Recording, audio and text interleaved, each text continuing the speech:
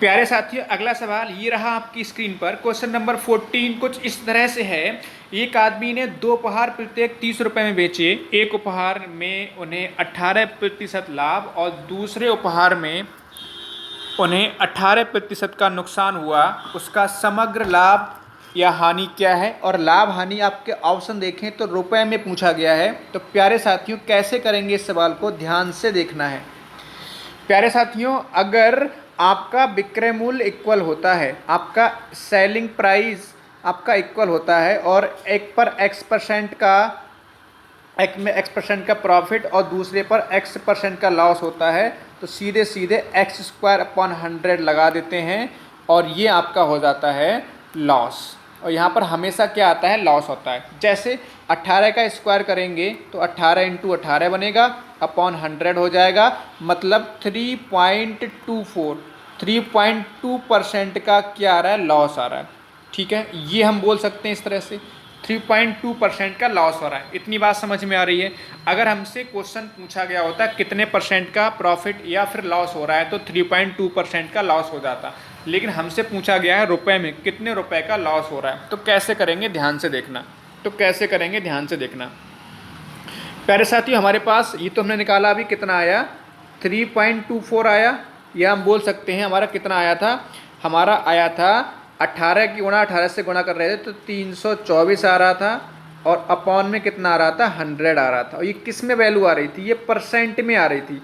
अब परसेंट का साइन हटेगा तो अपॉन में प्यारे साथियों 100 और आ जाएगा, तो आपका ये इस तरह से बन जाएगा। क्लियर है इतनी बात?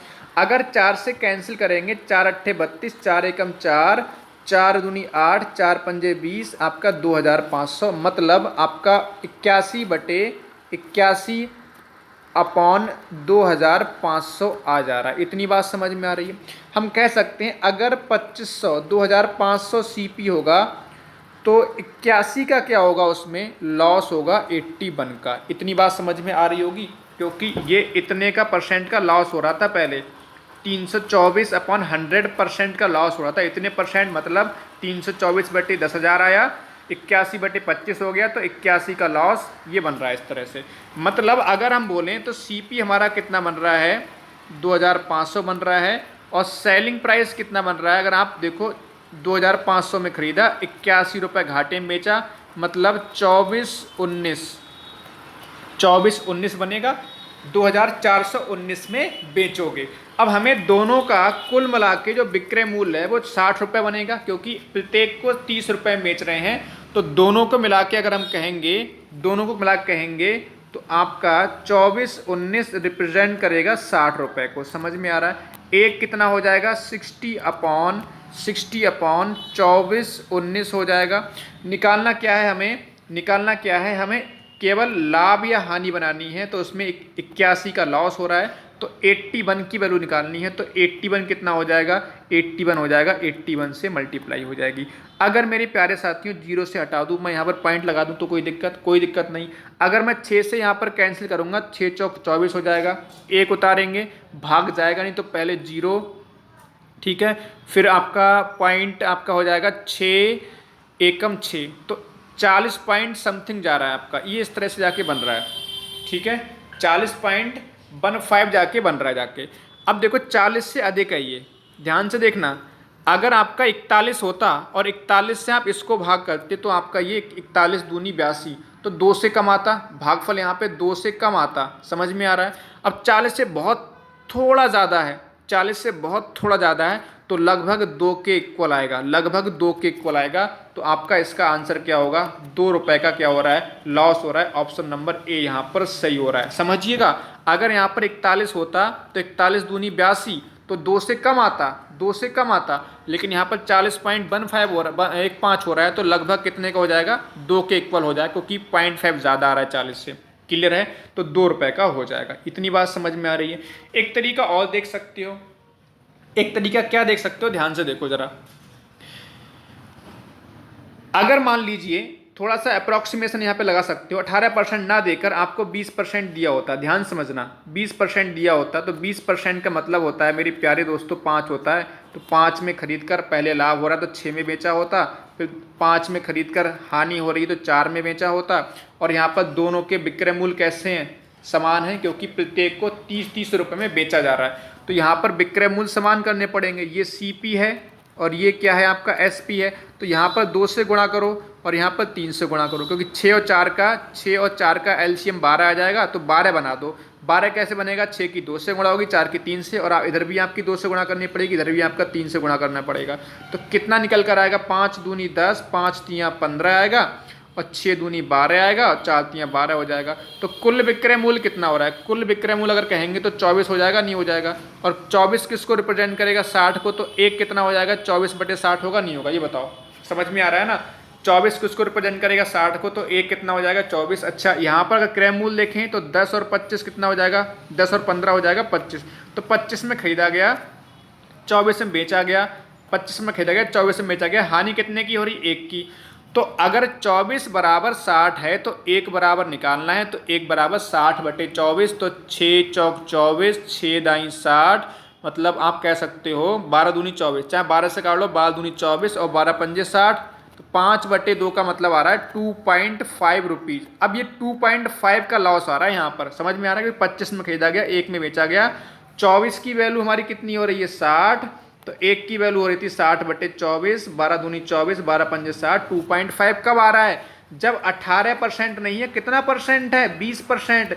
जब 2% ज़्यादा है तो 2.5% आ रहा है, जब 2% कम होगा मतलब 18% होगा तो 2.5 से कम आएगा ना, 2.5 से। और देखो ये तो पता है कि लॉस हो रहा है, हानि हो रही है, तो हानि का हमारे पास एक तो ऑप्शन A है और दूसरा ऑप्शन हमारे पास C है।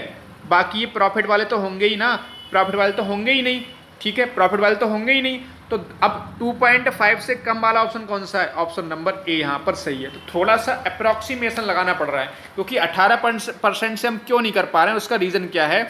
अगर 18% को लिखोगे ना मेरे प्यारे साथियों, तो आपका 9/50 आएगा, 50 से आपका 59 बन जाएगा, फिर 50 से आपका 41 बन जाएगा। तो ये जो है ना, ये दिक्कत कर रहा है, ये संख्या बड़ी है, ये कट नहीं रही किसी से, तो यहाँ पर 41 से गुणा करनी पड़ेगी, इधर 41 से गुणा करनी पड़ेगी, इधर आपका 59 से गुणा करनी पड़ेगी, इधर आपका 59 से गुणा करनी पड़ेगी। तो क्वेश्चन बहुत बड़ा जा रहा है, क्वेश्चन बहुत बड़ा जा रहा है। इसलिए कभी कभार ऐसे क्वेश्चन भी एग्जाम में एग्जामिनर रख देता है, जो क्या करो जिसमें आप फंस जाओ, केवल इस वजह से कि हमें क्वेश्चन आता है। देखो इस तरह के सवाल आपने लगाए होंगे और अवश्य लगाए होंगे और बहुत अच्छे से लगाए होंगे। आपको पूरा विश्वास, अगर इस क्वेश्चन को पढ़ोगे ना तो पूरा विश्वास होगा कि हाँ मैं इस क्वेश्चन को कर लूँगा, मैं इस क्वेश्चन को कर लूँगा। लेकिन दिक्कत क्या है, जब कैलकुलेशन हम आगे बढ़ रहे हैं क्वेश्चन सॉल्व करने के लिए, तो कैलकुलेशन बढ़ी जा रही है, ठीक है, और थोड़ी सी में दिक्कत हो रही है, तो एग्जामिनर ऐसी संख्याएं कभी कभी दे देता है कि आप उस क्वेश्चन में फंस जाओ। और फंसते क्यों हैं ऐसे सवालों में हम, क्योंकि हमें पता है कि ऐसा सवाल हम कर सकते हैं। अगर हमें पता होता ये सवाल हमसे नहीं होगा तो इस पर हम हाथ रखते ही नहीं। तो इसीलिए एग्जामिनर भी जानबूझ के कभी कभी ऐसी संख्या रख देता है। तो ये प्रैक्टिस से आती चीज़ें। अब बात ये आती, सर आपने तो कर दिया, लेकिन सर हम कैसे करेंगे एग्जामिनेशन हॉल में। तो देखो एग्जामिनेशन हॉल में कैसे करोगे, मैं बोल रहा हूँ कि भाई तभी तो आपको प्रीवियस ईयर क्वेश्चन लगवा रहा हूँ कि आपकी अभी से हैबिट बने, इस तरह के सवाल करने की हैबिट बने। इसलिए बोला जाता है practice makes a man perfect. जितनी ज़्यादा प्रैक्टिस कर लोगे, जितने ज़्यादा सवाल लगा लोगे, जितने ज़्यादा से ज़्यादा प्रीवियस ईयर क्वेश्चन लगा लोगे, उतना ही आपकी प्रैक्टिस होती चली जाएगी और उतना ही आपके अंदर क्वेश्चन को हल करने की, क्वेश्चन को सॉल्व करने की समझ डेवलप होती चली जाएगी। जिस दिन आपके अंदर समझ डेवलप हो जाएगी ना हर एक सवाल को करने की, तो आप आसानी से कर पाओगे। हमारे जो मेथड समझा रहे हैं, हमारा मेथड समझाया जा रहा है, या हमारी ज़रूरत भी नहीं पड़ेगी अगर आप खुद प्रैक्टिस करते चले जाओगे। तो एक ऐसा समय आएगा जिसमें आप खुद ब खुद कोई भी क्वेश्चन आसानी से लगा सकते हो। तो प्यारे साथियों, इसका ऑप्शन नंबर ए यहाँ पर सही है। तो इसी बात पे चलते हैं अगला सवाल। और अगला सवाल ये रहा आपकी स्क्रीन पर, क्वेश्चन नंबर 15। क्वेश्चन नंबर 15 क्या है, राम एक वस्तु को बेचकर 30% का प्रॉफिट कमाता है। 30% का प्रॉफिट का मतलब हो गया 3 का प्रॉफिट कितने पर, 10 पर। ये समझ में आ गया होगा। मतलब 10 में खरीदा और बेचा कितने में होगा, 13 में बेचा होगा, तब जाके प्रॉफिट आपका 3 का आया होगा।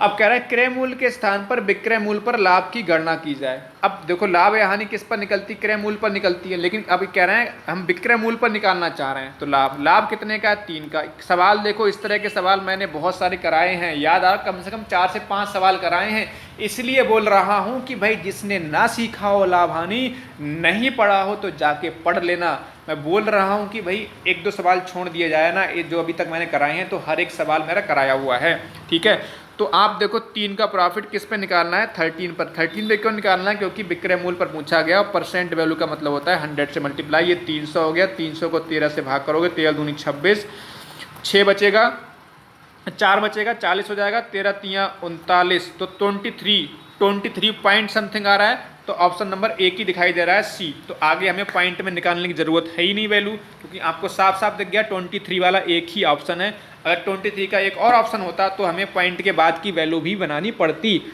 ये बात होती है। यहीं से हमें समय बचता है। अब एक स्टूडेंट ऐसा होगा वो पूरा निकाल के देखेगा, ठीक है, आगे निकाल के देखेगा तो आपका 2-3 सेकंड 4 सेकंड खराब कर देगा। एक स्टूडेंट ऐसा होगा जो ऑप्शन भी थोड़ा सा निगाह लगाएगा ऑप्शन पे और फटाक से जो 23 दिखाई देगा उसको तुरंत ऑप्शन नंबर सी का टिक कर देगा। तो ऐसे करके समझना पड़ता है, ऐसे करके सवाल करने पड़ते हैं। चलो प्यारे साथियों, अगला सवाल देख लेते हैं। Question number 16। क्वेश्चन नंबर 16 क्या है, एक दुकानदार 300 रुपये में 2 पुस्तकें खरीदता है। पहली पुस्तक पर 20% पर लाभ और दूसरी पुस्तक को 10% हानि पर बेचता है। यदि पूरे लेन देन में न लाभ न हानि हो तो पुस्तक का विक्रय मूल्य ज्ञात करो। कौन सी का, पहली पुस्तक का। याद आ रहा होगा भाई, मैंने लास्ट लेक्चर लाभ हानि का इस तरह के सवाल कराए थे, ठीक है। लास्ट या फिर सेकंड लास्ट में मैंने, शायद सेकंड लास्ट लेक्चर में मैंने इस तरह के सवाल कराए हैं, बहुत अच्छे से कराए हैं। इसलिए मैं बोल रहा हूँ जिसने ना देखा हो लेक्चर जाके जरूर देखिएगा, मज़ा आ जाएगा, मेरा विश्वास करिए। अब यहाँ पर क्या है देखो, एक तरफ ये इसमें मिक्सर वाला कंसेप्ट लगाएंगे।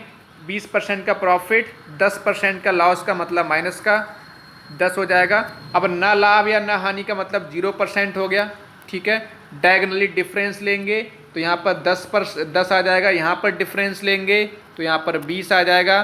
तो आप कह सकते हो 1:2, तो मतलब 20% का रेशियो 1 आ रहा है, 10% का रेशियो 2 आ रहा है। तो 300 को अगर बांटोगे ना 1:2 में तो पहला हिस्सा 100 आएगा और दूसरा भाग कितना आएगा, दूसरा भाग 200 आएगा। मतलब पहली जो पुस्तक है उसका क्रय मूल्य 100 आएगा, दूसरी पुस्तक का क्रय मूल्य कितना आएगा, 200 आ जाएगा। लेकिन क्रय मूल्य नहीं पूछा गया, हमसे पूछा गया है पहली पुस्तक का विक्रय मूल्य। तो पहली पुस्तक का क्रय मूल्य तो भाई 100 है ना। अब 20% लाभ पर बेचोगे तो कितने में बेचोगे, 120 में बेचोगे ना। तो ऑप्शन नंबर कौन सा होगा, ऑप्शन नंबर सी वाला सही हो जाएगा ना। कोई दिक्कत नहीं होनी चाहिए। पहली पुस्तक जो है 100 रुपये में खरीदी गई है, 20% लाभ का मतलब 120 में बेच दोगे। बस छोटा सा सवाल था, कितना आसान सवाल है। वैसे कि अगर आपने नहीं कर रखा होगा तो यही सवाल आपको कठिन नजर आएगा। तो को सरल चीज़ें वही नजर आती हैं, सीधी सी बात है, जो आपने पढ़ रखी होती हैं। इसलिए प्रैक्टिस और प्रैक्टिस करते रहो और आगे बढ़ते रहो। तो फिर चलते हैं अगले सवाल पर। अगला सवाल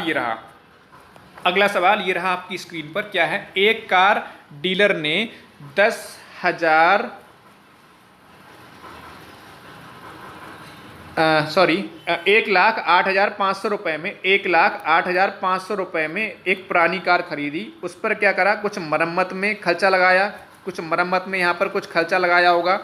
फिर क्या होगा, मरम्मत में खर्चा लगाने के बाद जो मूल्य बनेगा, इसका मतलब ये होगा कि इस मूल्य में उसको कार पड़ी। अब उसने क्या किया, जो है उसको 1,56,250 रुपये में बेच दिया। तो उसके लिए क्या हुआ, 25% का प्रॉफिट हुआ। समझ में आ रहा है, 25% का प्रॉफिट हुआ। ये क्वेश्चन बन रहा है। तो कह रहे हैं कितना मरम्मत में उसने खर्चा लगाया, ये पूछा गया। कितना आसान सवाल है, आसानी से अपन लोग इसको लगा सकते हैं। कैसे लगाओगे, एक बात बताओ। मरम्मत में यहाँ पर कुछ रुपए लगाया होगा तो हमें एक मूल्य मिल गया होगा, इस मूल्य से 25% ज़्यादा मूल्य पर बेचा हो गया होगा।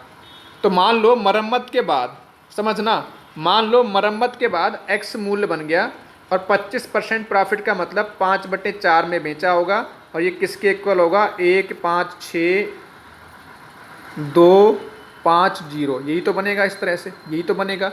5 से अगर कैंसिल कर लोगे ना, 5 × 15, 5 एकम 5, दूनी 10, पंजे 25, ये इस तरह से बन जाएगा। तो मरम्मत के बाद, मतलब मरम्मत सहित मूल्य कितना बन जाएगा आपका, 4 पंजे 20, 4 दूनी 8 और 2 10, ठीक है। 4 एकम 4, और 2 6, 4 पंजे 20, 4 दूनी 8, 2 10, 4 एकम 4 1 5 बनेगा, सॉरी यहाँ पर, और 4 तियाँ 12। तो 1,25,000 रुपये हो जाएगा। 1,25,000 रुपये समझ में आ रहा है? मतलब समझिएगा, ये जो है मरम्मत सहित मूल्य है। आपने ख़रीदा कितने में था? आपने ख़रीदा था 1,85,000 रुपये में, सॉरी क्या हो रहा है, 1,08,500 रुपये में ख़रीदा था।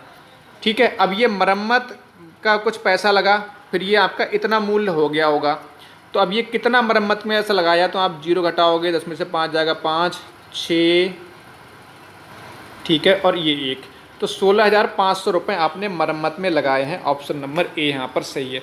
सवाल समझ में नहीं आया? अगर नहीं आया तो एक बार इस तरह समझ के देखो।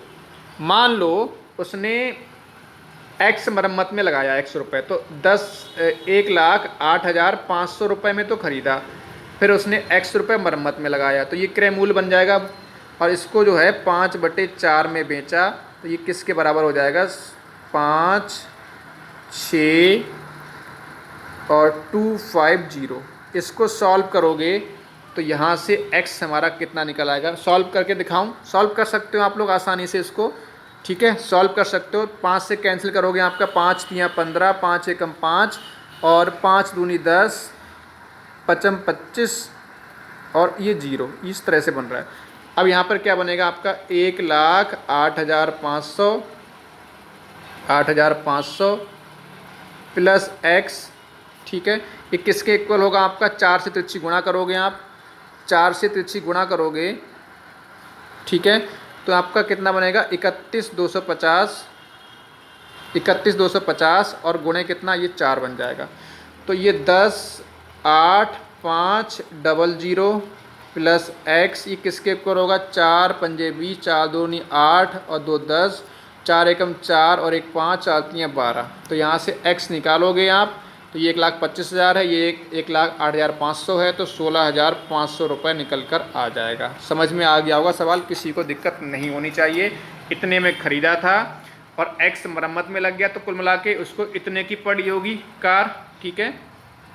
अब 25% लाभ का मतलब हो गया 5/4 बन जाएगा ना, इतना ये इक्वल कर दिया। यहाँ से x का मान कितना आ गया? 16,500। ऑप्शन नंबर ए यहाँ पर सही हो गया। ऑप्शन नंबर ए यहाँ पर सही हो गया। तो ये हमारे इतने सवाल हम लोगों ने डिस्कस करने थे।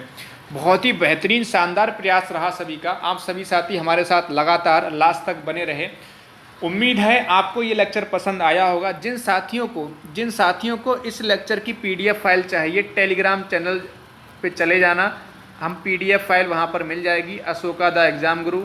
इस लेक्चर के तुरंत बाद आपको अशोका द एग्ज़ाम गुरु पर जाइए, आप जो है वहाँ से ये लेक्चर के तुरंत बाद आप PDF इसकी मिल जाएगी। बहुत ही बेहतरीन सवाल हैं, और जो साथी UPSI की तैयारी कर रहे हैं उनसे कहना चाहेंगे कि भाई इस लेक्चर में जो क्वेश्चन आपको थोड़े से परेशान करने वाले दिखे हों, अच्छे क्वेश्चन दिखे हों, 8-10 सवाल बहुत ही बेहतरीन सवाल हैं, उन सभी सवालों को अपनी कॉपी पर नोट कर लिएगा। इसके बाद प्रॉफिट एंड लॉस टॉपिक आपका बहुत ही बेहतर तरीके से कंप्लीट माना जाएगा। प्यारे साथियों, अगले लेक्चर में हम एक नए टॉपिक के साथ मिलेंगे, नई ऊर्जा के साथ, नए क्वेश्चंस के साथ। तब तक आप लगातार हमारे साथ हमारे चैनल पर बने रहिए, हंसते रहिए, मुस्कराते रहिए। और प्यारे साथी, जैसा कि आपको पता है डेली सुबह 8 बजे UPSI मैथ्स की क्लास होती है, तो हम फिर जो है UPSI मैथ्स की क्लास में मिलते हैं। बाकी नेक्स्ट जो होगा आपका अगले संडे को, या फिर हम कोशिश करेंगे, हो सकता है बीच में भी आपका एक टॉपिक ले आएँ, डिस्काउंट। अगला जो टॉपिक होगा हमारा डिस्काउंट पर आधारित जितने भी SSC CGL 2019 प्री में सवाल पूछे गए थे, वे सभी सवाल हम लोग डिस्कस करेंगे। तो कोशिश करेंगे कि आपका 2-3 दिन बाद उसको फिर से लेक्चर को लेकर आएँ, या फिर अगले संडे को लेकर आएंगे। चलिए, हंसते रहिए, मुस्कुराते रहिए। सभी साथियों का बहुत बहुत तहे दिल से धन्यवाद।